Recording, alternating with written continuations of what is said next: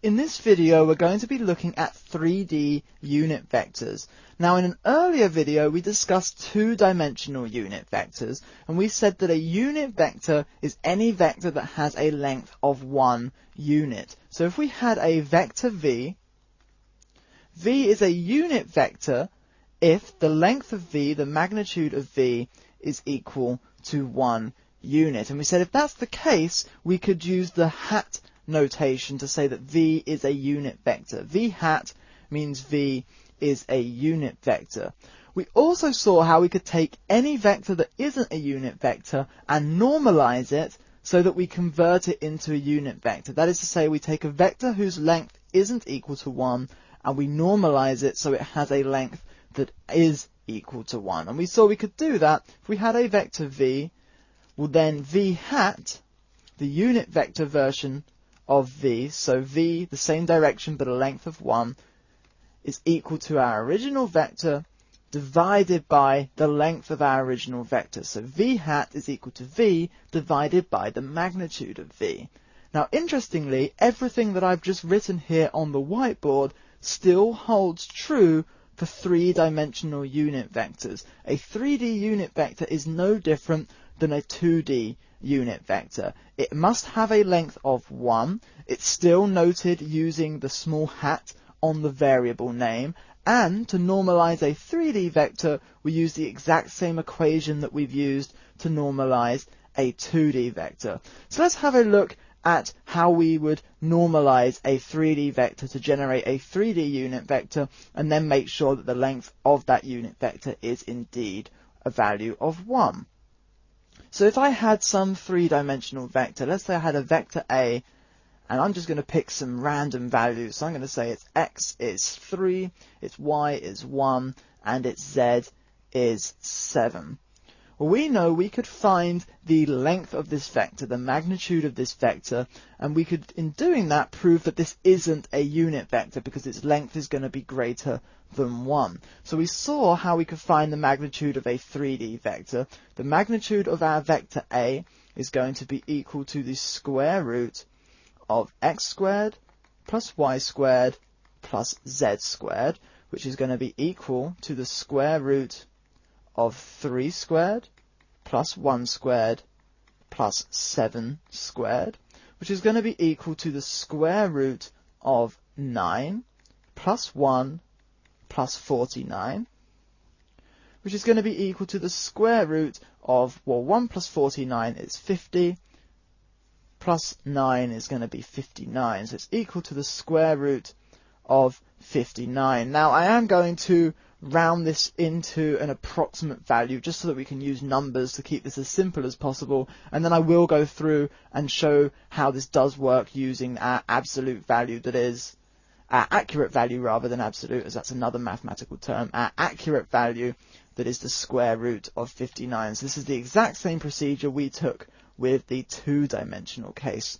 So the square root of 59 is 7.68 approximately, so 7.681.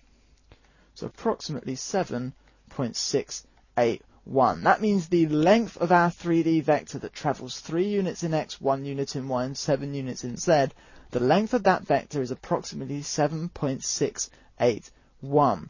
Now we said to normalize a vector, we take a vector and we divide it by the magnitude of that vector. We divide it by the length of the vector. And what this meant in our 2D case is that we take each component of our vector and we divided that component by the length of our vector.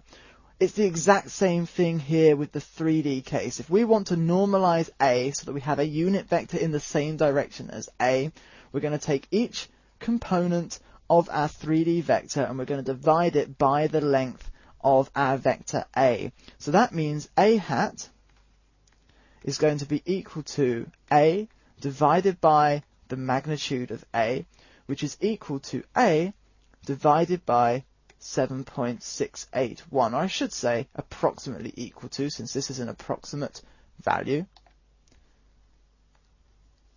which is approximately equal to, so we had 3 as our x component. Well, we need to divide 3 by 7.681, we had 1 as our y component, so we divide 1 by 7.681. I will give myself some more space here. So let's extend our vector down a little bit further. There we go. And for our z component now, just as like in our 2D example where we have our components in x and y and we divide those by the length, with our z component 7, we simply divide that by the length as well. So 7 divided by 7.681. Fantastic. So if we actually work this out on a calculator, we're going to get a vector that has, in the x component, we need 3 divided by 7.681. So that's approximately 0.391. In the y component, we need 1 divided by 7.681. That's approximately 0.130. And for the z component, we need 7 divided by 7.681, which is approximately 0.911. Fantastic. So this is a hat. This is our unit vector in the direction of A. And what this means is that this vector should have a length of 1. So let's check that. We know the magnitude of A should be equal to a length of 1. Now we know, again, we saw this in our 2D case, because I have found an approximate value for the square root of 59, and then because I have found approximate values for each of these fractions, due to our rounding error, this isn't going to be exactly equal to 1. But it's going to be close enough. We can then go back through and actually take our square root and use that in the calculations and prove that actually this is exactly equal to a value of 1. So the length of our unit vector is going to be equal to the square root of x squared plus y squared plus z squared, which we know is equal to the square root of 0.391 squared plus 0.130 squared plus 0.911 squared. Fantastic. So that is going to be equal to the square root of, I'm going to use a calculator to work out this bit under the square root. So we have 0.391 squared plus 0.130 squared plus 0.911 squared is equal to 0.999, so very close to 1, which means our result is equal to 0.999, find the square root, 0.999, again, very, very close to 1, so 0.999. So this is very close to 1. The reason it isn't 1 is, again, because of these rounding errors that we have introduced both when we found the square root of 59 rather, and when we evaluated our fractions. So again, because of those rounding errors, that's why this isn't exactly equal to a value of 1. So just as we did with the 2D case, I'm now going to go back through, but use the square root of 59 to show this. So I'm going to bring up a new layer on our whiteboard, and we know that A is equal to 317. So A is equal to the vector 317. And we saw that the length of A was equal to the square root of 59. We'd already calculated that here. We saw the length of A is equal to the square root of 59. So we know to find the unit vector in the same direction as A, we need to normalize A, and that means we need to take A and divide it by the magnitude of A, which means we take A and we divide it by the square root of 59. We know what this means is we need to take each component of A and divide each component of A by the square root of 59. So it's going to be equal to the vector the first component of our result is going to be equal to the first component of A, 3, divided by the length, the square root of 59. So this is going to be equal to 3 over the square root of 59. The second component of our result is equal to the second component of A divided by the length, so divided by the square root of 59, so 1 divided by the square root of 59. And the final component of our results equal to the final component of A, which is 7, divided by the length, which is the square root of 59. So this is our unit vector. This is A hat. And it's got the x component 3 over root 59, the y component 1 over root 59, and the z component 7 over root 59. So if we then found the length of A hat, we can prove that this is very accurately a unit vector with a length of 1. So the length, the magnitude of A hat is equal to the square root of x squared, so 3 over root 59 squared, 59 squared, plus y squared, so 1 over root 59 squared,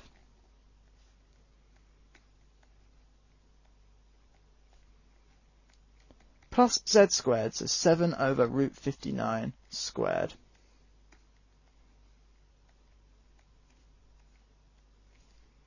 Fantastic.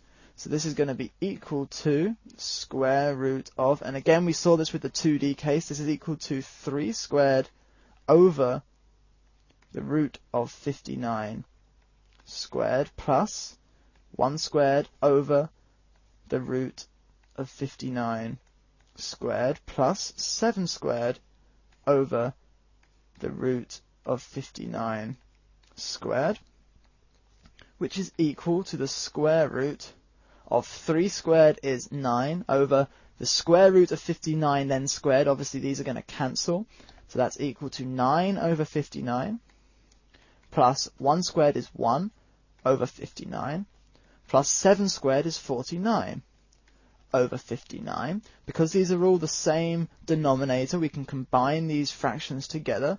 So that's equal to 9 plus 1 is 10 plus 49 is 59 over 59. Obviously 59 divided by 59 is equal to 1. This is equal to the square root of 1, and the square root of 1 is obviously equal to 1. So just as we did with the 2D case, we've shown by using the most accurate representation of our vector, we've shown that this is indeed a unit vector with a length of 1. So to recap, there is no difference between a unit vector in 2D and a unit vector in 3D. They both have a magnitude, a length of 1 unit, and they can both be generated by normalizing any vector by dividing that vector by the length, the magnitude of that vector. So there's really no difference between a unit vector in 2D and a unit vector in 3D. I'm going to set a couple of questions for you guys to work through on your own. And in these questions, because I'm making them up as I go along, there's no guarantee that the length of these vectors is going to be a nice round number. So if it is looking like you're going to have to take the square root of some number that's not a square number, then it's perfectly acceptable to leave the final vector using the square root form, so using the component of a vector divided by some square root. That's perfectly acceptable. In actual fact, it's more accurate than using a calculator and rounding up the values, as we've just seen as we work through that example there. So question 1, we're going to have a vector. I'm going to say we have a vector b, and that vector is going to have 6 in x, minus 1 in y, and 2 in z. And I'd like you guys to find b hat. So I'd like you to find the unit vector that has the same direction as b, please. So go ahead and pause the video, give this an attempt. Once you have a solution, or if you get stuck, unpause the video and I will work through the answer here on the whiteboard. Okay, welcome back everyone. So we're going to be normalizing b. That means to calculate b hat, our unit vector in the same direction as b, we're going to take b and we're going to normalize it by dividing it by the magnitude of b. So the first thing I'd like to do is calculate the magnitude of b, which we know is equal to the square root of x squared plus y squared plus z squared. So 6 squared plus minus 1 squared plus 2 squared, which is equal to the square root of 36, plus minus 1 squared is positive 1, so plus 1, plus 2 squared is 4, so plus 4. This is equal to the square root of, well, 36 plus 4 is 40, plus 1, 41. Now this isn't a nice round number, so I'm going to leave this just written as the square root of 41. And now we need to divide b by our magnitude, by the square root of 41. So what that means is we're dividing each component by the square root of 41, and that's going to scale b down so that it has a length of 1. So b is equal to, I'll probably need quite a bit of space in the vertical direction here to fit all this in. So we're going to take our x component, which is 6, and divide that by the length, which is the square root of 41, giving our new x component equal to 6 over the square root of 41. We're going to take our y component, which is negative 1, divide that by the length, giving our new y component as negative 1 over 41. And finally, we're going to take our z component, which is positive 2. We're going to divide that by our length, which is the root of 41. And that's going to give us a z component of 2 over the root of 41. So the result you were looking for, and this is b hat, my apologies, not b, that's b hat. B hat, our unit vector in the direction of b, is equal to 6 over the root of 41 in x, minus 1 over the root of 41 in y, and 2 over the root of 41 in z. So that's question 1. I'm going to set another question here, and then we will conclude this video. So question 2, let's say we have a vector c, and this has minus 2 in x, 3 in y, and minus 4 in z, say. And I'd like you to find c hat. Again, just as in question 1, if this doesn't come to a nice length, because I've just made up these numbers off the top of my head, if this doesn't come to a nice length, then you can leave it written in square root form, and that'll be absolutely fine. So go ahead and attempt to answer this question. Once you have a solution, or if you get stuck, unpause the video and I will work through the solution here on the whiteboard.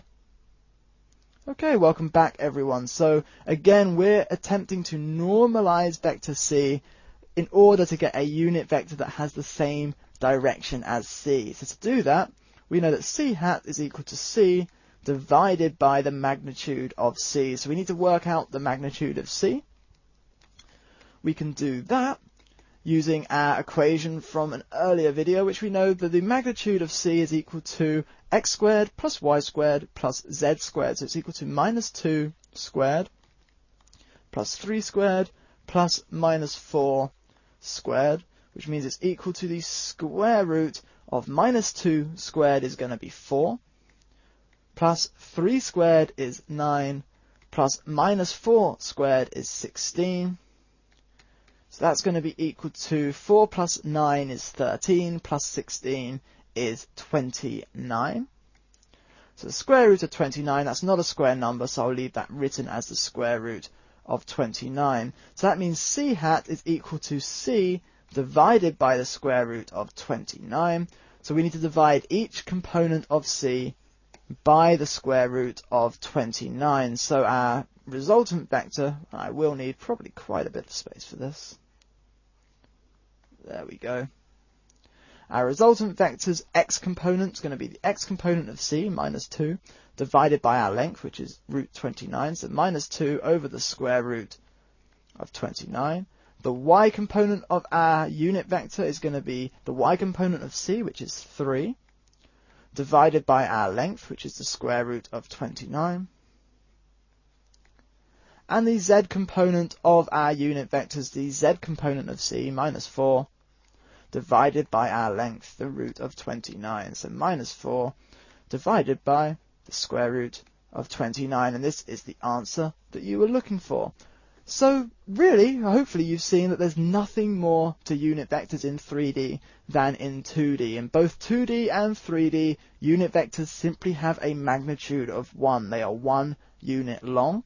And in both 2D and 3D, we can create a unit vector from any vector by normalizing it. It's the exact same process in both 2D and 3D. We take the vector and we divide it by the length of that vector, which means we take each component of the vector and we divide each component by the length of the vector. So that is going to conclude this video. Thanks a lot for watching, everyone.